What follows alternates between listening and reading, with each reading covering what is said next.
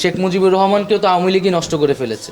বাংলাদেশের আগামীর নেতৃত্ব নিয়ে একের পর এক আলোচনার ঝড় বইতে শুরু করেছে চায়ের টেবিল থেকে শুরু করে রাজনৈতিক অঙ্গনে। কে হবেন আগামীর প্রধানমন্ত্রী, কে হবেন ডক্টর ইউনূসের উত্তরসূরি, আদৌ কি অন্তর্বর্তী সরকার থাকবে নাকি নির্বাচনের পথেই হাঁটবে? তবে জনতার চোখে বারবার ধরা দিচ্ছে নতুন নেতৃত্ব। তারা চায় না পুরনো পথে হাঁটতে, পুরনো কোনো দলকে সঙ্গী করতে। তার বাস্তব চিত্র ফুটে উঠে ছাত্র সমাজ থেকে শুরু করে সরকারি মহলেও। কখনো ফেসবুকে, কখনো সরাসরিও এই বার্তা আসতে থাকে। বৈষম্য বিরোধী ছাত্র আন্দোলনের অন্যতম সমন্বয়ক হাসনাত আব্দুল্লাহ সামাজিক যোগাযোগ মাধ্যমে দেওয়া এক বার্তায় নাহিদ ইসলামকে বাংলাদেশের আগামীর প্রধানমন্ত্রী হিসেবে উল্লেখ করেছেন। RICL TMX, যুগের পর যুগ স্থাপনা থাকে মজবুত। যেখানে হাসনাত তার এবং নাহিদের একটি যুগল ছবি জুড়ে দিয়ে লিখেছেন, শুভ জন্মদিন বাংলাদেশের আগামীর প্রধানমন্ত্রী নাহিদ ইসলাম।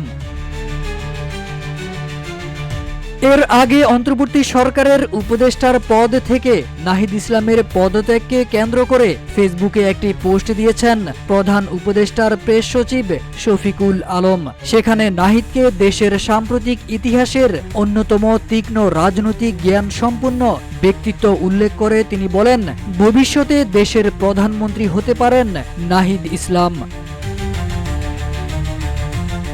শফিকুল আলম বলেছিলেন, মাত্র ২৬ বছর বয়সী নাহিদ ইসলাম ইতিমধ্যেই একজন নিষ্ঠুর স্বৈরশাসকের বিরুদ্ধে গণ অভ্যুত্থানের নেতৃত্ব দিয়েছেন। আরও অনেকদিন তিনি দেশের রাজনীতিতে বড় ভূমিকা পালন করবেন। আল্লাহ চাইলে হয়তো একদিন তিনি দেশের প্রধানমন্ত্রীও হতে পারেন। হাসনাত আব্দুল্লাহর এই মন্তব্যটি ছিল নাহিদ ইসলামের জন্মদিন উপলক্ষে তাকে শুভেচ্ছা জানাতে। এই পোস্টের পর সামাজিক যোগাযোগ মাধ্যম থেকে শুরু করে রাজনৈতিক অঙ্গনে নানা জল্পনা কল্পনা শুরু হয়েছে। অনেকেই বলছেন এটি ভবিষ্যৎ রাজনীতির একটি ইঙ্গিত বহন করে, বিশেষ করে দেশের তরুণ প্রজন্মকে সামনে রেখে নতুন নেতৃত্ব গড়ে তোলার যে আলোচনা চলছে তারই এক প্রতিফলন হতে পারে এই মন্তব্য।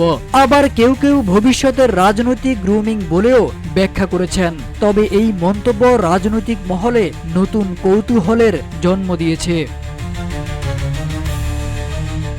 বর্তমানে দেশের রাজনৈতিক পরিবেশে নতুন নেতৃত্ব নিয়ে আলোচনা যখন তুঙ্গে, ঠিক তখন নাহিদ ইসলামের নাম উঠে আসাটা নিঃসন্দেহে তাৎপর্যপূর্ণ বলে মনে করছেন বিশ্লেষকরা।